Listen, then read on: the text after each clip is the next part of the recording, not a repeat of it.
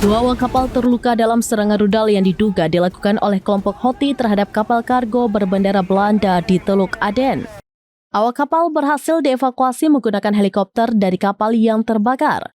Perusahaan Splitov mengatakan serangan yang terjadi kemarin menyebabkan kerusakan besar pada kapal Minerva Grudge.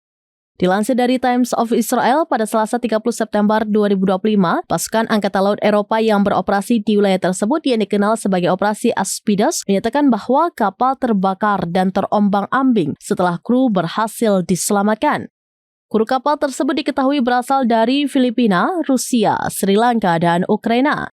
Satu orang terluka dalam kondisi stabil, sementara satu lainnya mengalami luka serius dan telah diterbangkan ke Djibouti untuk mendapatkan perawatan medis.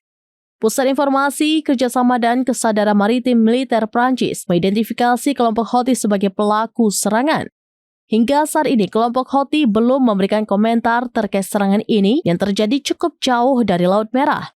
Pusat Informasi Maritim Gabungan yang diawasi oleh Angkatan Laut Amerika Serikat menyatakan bahwa Minerva Grudge tidak memiliki afiliasi dengan Israel.